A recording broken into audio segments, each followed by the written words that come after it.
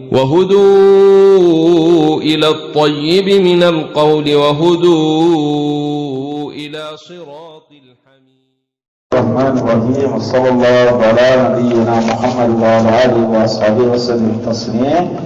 سنمر دلوتا كتاب كنا عن سنة كنا أكاوفو فمن بيبطل بلا أكوفو أكو أعرف لنا الصاحب الإيمان بالقدر اتجه بنا لغير الفيصة على الله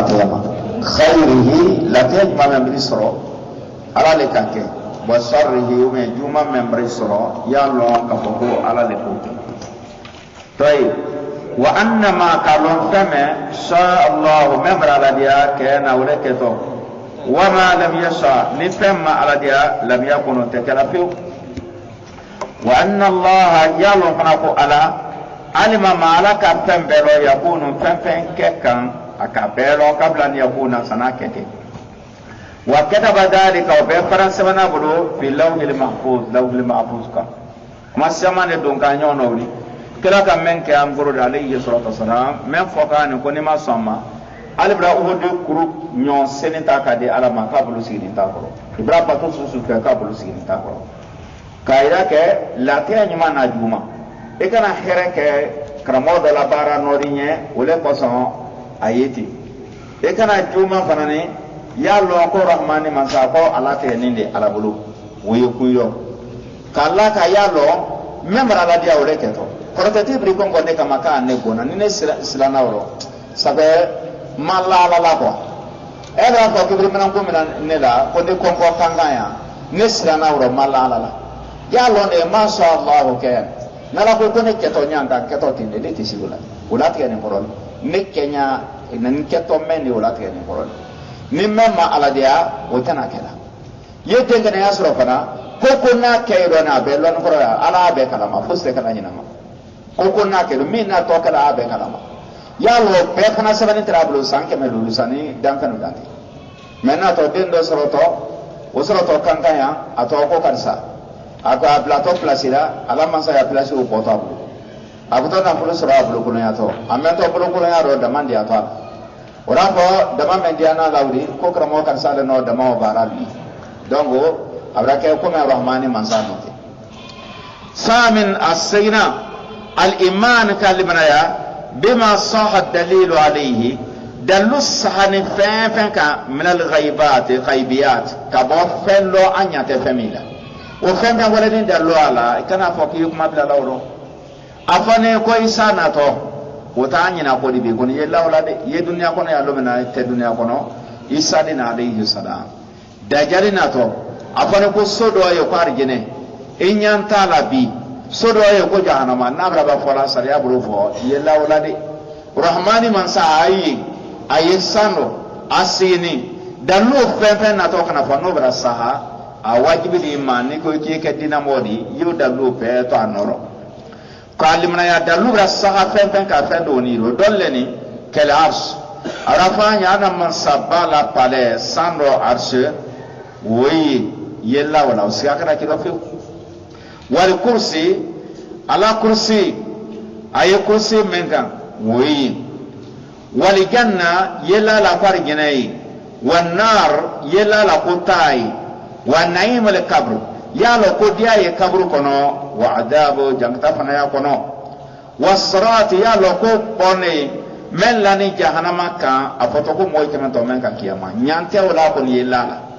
wal mizana afane ko pesel jaaye ko joy la bara pesito anyante jala kon yelala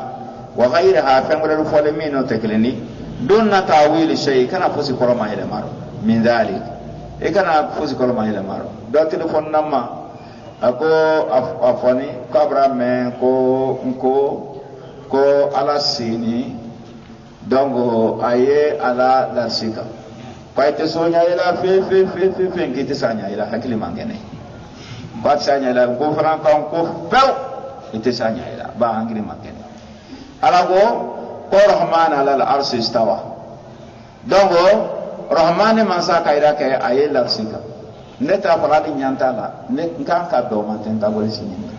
ko ba meno ayte se la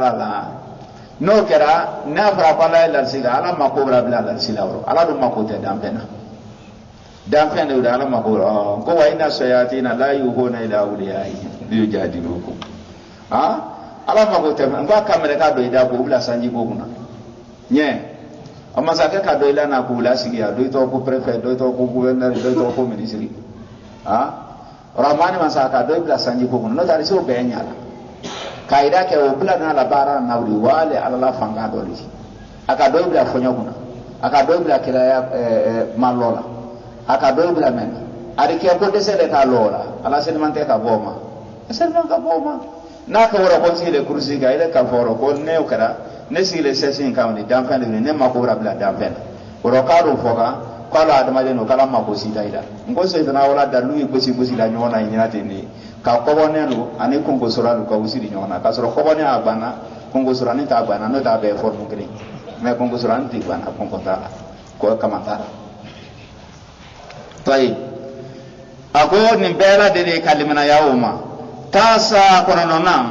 al imanu kalimana ya bi shafa'ati nabi sallallahu alaihi wasallam kaida ke kila ko to suruna ni ke kiamande anye gurwo jinka yele men doni ni mo bawu mi mado ka dofo taba to di shede fu adabla dolu kumbolo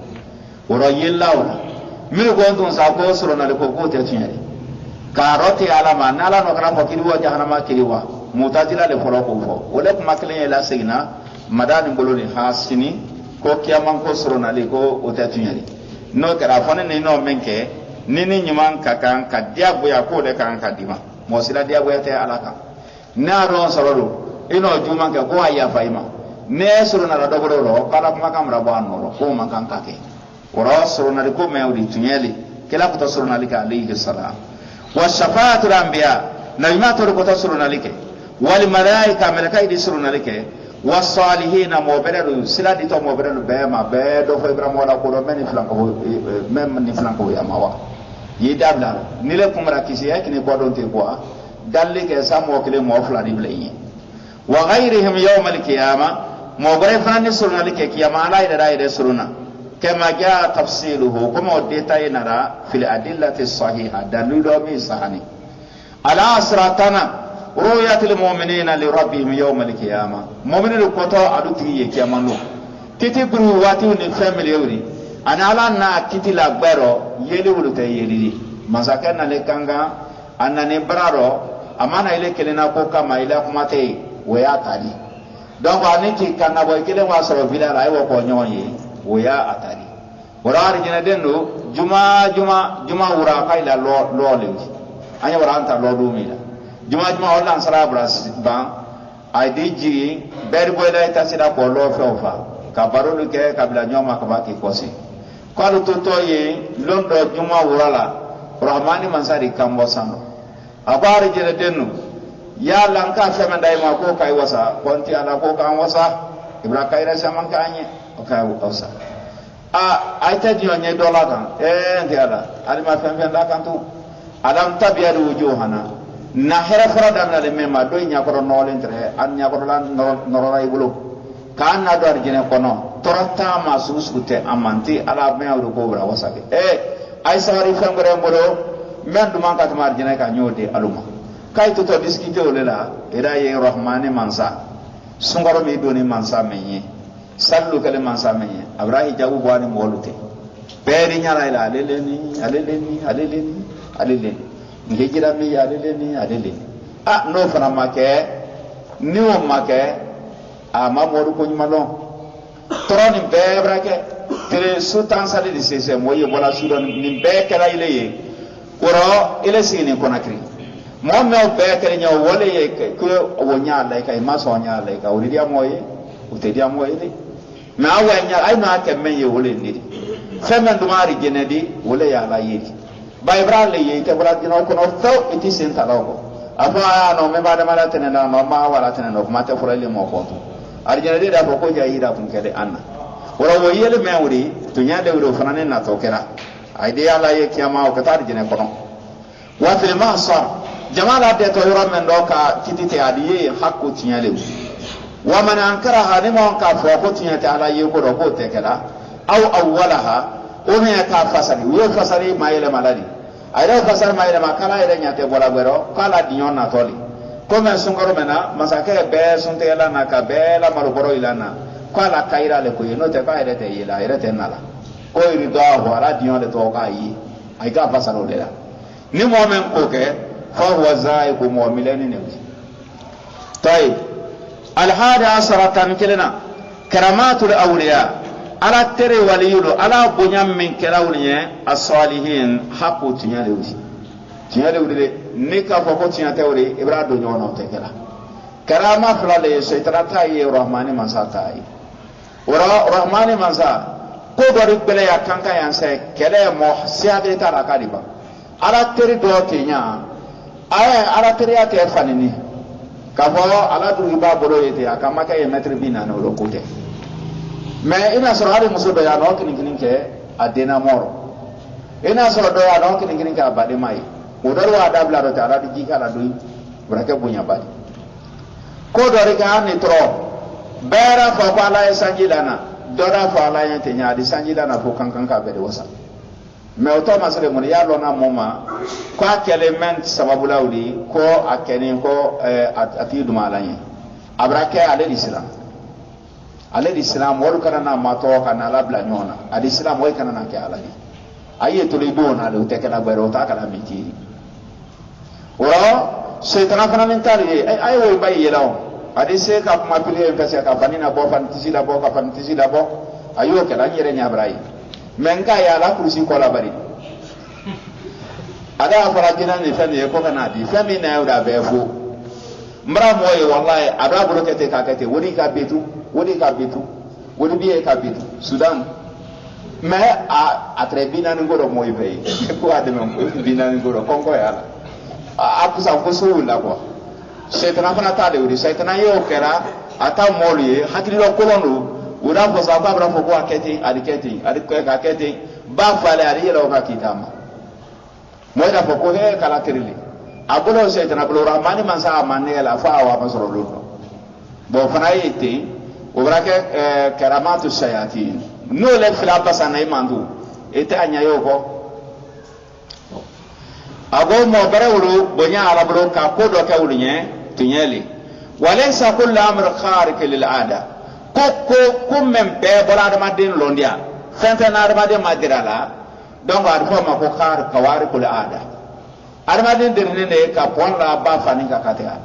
me kana tabila ka tisi ka ke urde o ka bote armadin madiriola armadin dirne ni tabara kala sajila me ki banki ni bla taro madirola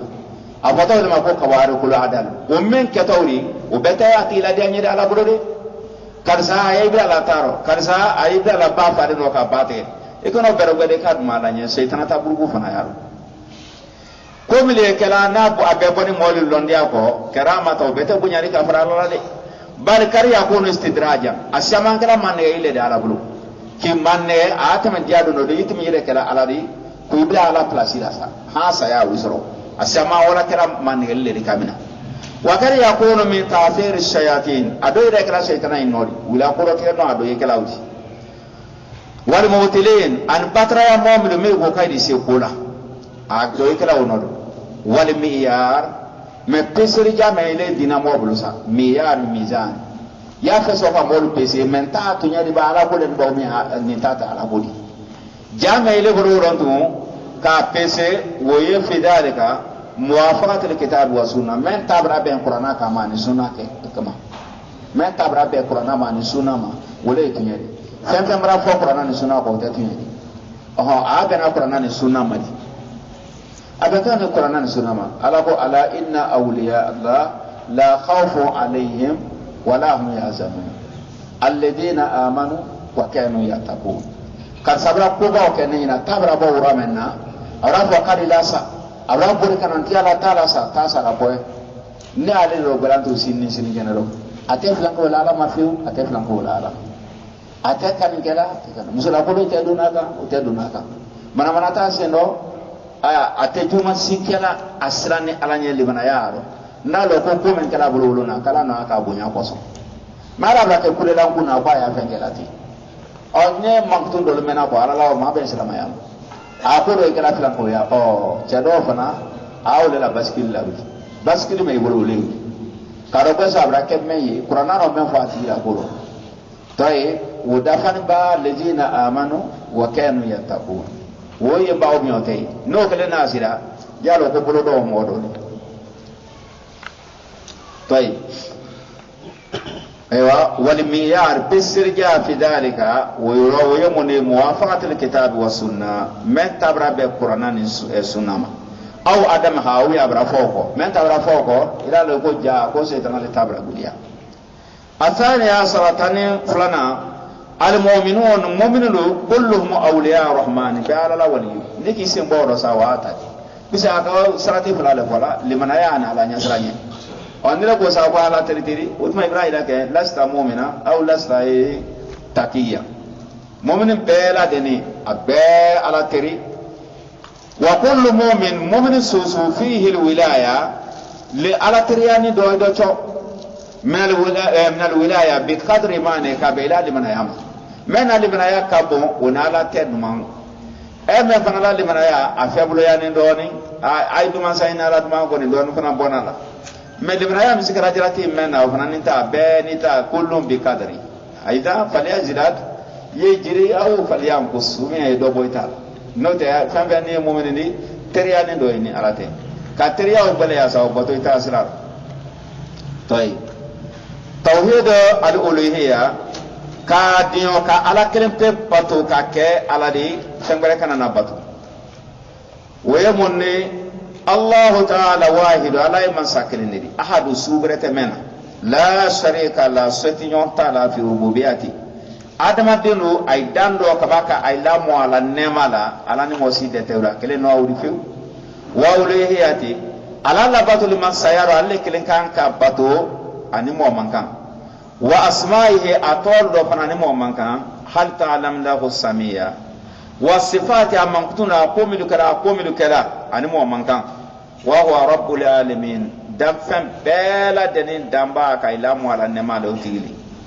المستحق وحده اللي كلين كان لجميع انواع العباده باتوسو بلا دين كان كالي علي ثاني افلانا صرف شيء كفن ما يلما من انواع العباده باتوسو دوكو كفن بري فلان كو يالو مانكا ابي كان كاكي علي كدوا كما دوا بريا برنا كان كا جومله ولا علي نيغا فم بري ولا منو تكلني وتبه والاستغاثه دما كسلي كاي دما كسي dama kasilo kanka ke jonye gbeleyaro wole ala kilin wal istiana demani nyinin fana armaden tesse demani menna urala maloti bolo ka odima kay deme ila suri goma armaden sewla di sewda makasi kala ayi mais armaden tesse femna ka odema ni nyino kanka ke ala kilin wa nadar dakanta nalaka menkenye ninne mateme bakido sero ninteme na bakido nyina ne donon korofa mama muso suye no kara no manka ole ka entre ka fo alani anin nan sara don kon ben ba yo le mena ko lidilla wati nati ayan mami ko ha ko do kale de jumal lan mami kuru be pro wala mai temena ay makoni ne resulta bora se ka ibrahim nan sara don kon ben ka damina nan sara don ban sante de kon ben ka adamina safo ko ma ha si se ke kasi ay men fola siete man kasi ha fayri aye dona ala ko malo ne mena odu saben lansra balon tam bele wo fanani yi ala barka bla no lira donc na kara ura mabe daka ngam tre ka tamuna ne ala ka ne genya ni tere saba sundu ala nye na ala ka ne genya ni misikina faria bo ne na durugin do ta kadi misikina manda keti ole ka kante woro daka ta mewri wo yala tari o kan ka ke ala keleni tay wadabu yo kante kan ka ke alanye femen kante ti bolo donc ay kante alanye menna kante ra jolaru na kante ra do sanye senisro na kante ra kumbre sila woro brake flanka wayadi wa tawakkal ki sembe fana semali kan ka ke jono wole alari isema kar sala ko na fluti bala sunte kan ganya arabo lo na kabra la tege o aboyni koro arabo le ma fatawakkal ala al hayy alladhi la yamut isi sema kan sala ko place ti bale ko be ko sarala ko be na le ko kate kilaya ante kwate kilaya mi karfa ala laura ki karfa wala sane karo sala karonani afo ko sasatra la kama kwaro ido jara wa nyonfe ala ibra wa fana tana sila fosi nyala etum risima ala la wolonna wo kenele o tesala wa kaliya ka to jonna wole aladi tayib wa tawakkul wa liqa'u silan ka to jonya wole aladi bay kon ko kama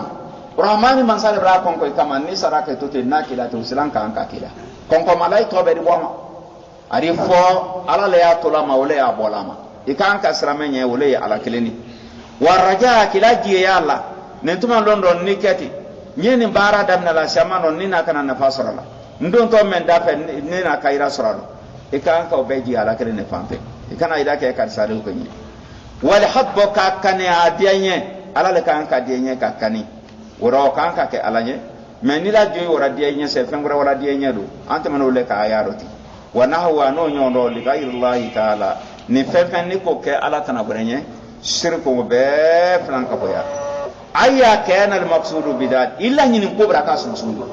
mala ulema tanke ibrahim ke abraka flanka boya malaka muqarraba ala brakele kila ni ko tre melaka do rewro melaka min suruma ala la kino akele melaka o kana bola le suruma ala la sawila ko la odo ala se alama braka flanka boya aw nabiyya mursala ala braka kila muhammad alayhi salatu wasalam men kene ala bulu woro iman kan ka fani sikewoye o hake yara tayi aw abdan salih ala brake jombregi kala la jombre doli o man ka brake flan o yari aw ghayrahu mimman taklim salisa sabana min usul al ibada batul asri doleni anna allah ta'ala ala yu'badu bil hubbi wal khawfi wa raja ala batu to fen sabawlela nika kilenta roki ala batu lawla ibra kataw kala batu ala dumiya ya fe ko arjina kono kelen fo kala bato fana nsilanin kana wala jahannama kono fila kala bato fana kunko fen la nebra korote ni sitala nyina fena de se ya fala ni bero o menela bato gara ko yala bato la arjina ko so saydu arjina kono silantaro atebe dusila tebrana fana ala bato la le silan ko so kana wa jahannama kono arjina lo tele la arjina ko kan taro amabe ile fana yala batulale ne no komi ke alala we ko nituma londo nyala bro ata tondo kila dum rabu alayhi salatu ko mo bro miriata fibra sa kala ta tiro afal ne no miro to ta sitara la hina do fenfendi ye jobero inno je ya Allah do kiri wasoro me ka babra soro do minarin ko ka darin kunti ibrahima ara lay kun ari bra ko beke asaba ke to lila arjine nyini jahannama nyasranye utiali mi ke bolo ko je ya doni beta ka la ku braka bato ya bato sabaw le bolo tay ago bato la sire doleni ka ala bato arjene ni ko so adenye kasran jahannama nye kila jige yalla ala do kaida ke doni me ku atala ina fenfeni jamia wa ibaratu ko ni ka ala bato bi badi ha men dola abato ni bolo le arjene ni ko so ato taro amabe jahannama nya sranya ko so amabe nkungo kasi ari wo kenati abrama be abato dolalu fililewti rabi anani nantu atasrim kay kolo wa rida ka dion wa ta'atul mutlaqa lillahi ki yire bila ala la disposition rafa ka kete nyakete nako ni manye ni obla halin tele ni menkan bi sanu urata rafa ko manye ni obla yeka wolero alanye wali rasul anala kilanye sallallahu alaihi wasallam wal iman billah taala ni kalimana ya alama hukman kitila boloma kila kitito ala ni kila tama alayhi salatu wasalam min al iman bihi limana ya dole wudi alama rabba mayle ko kala dumenye araba ko kitila qur'ana la eta soma nante tribunal ante commissariat anyi gendarmerie gouvernement fo idano lela qur'ana ti ibrahim fo ilan to la nakara bu tebe wa ilaha diyo le wudi fana alama ka kila la batul fani fala sharika lahu setinyonte alala fi hukmihi ala kitiro setinyonte alala fi amrihi ala yamarliro wa billahi tawfiq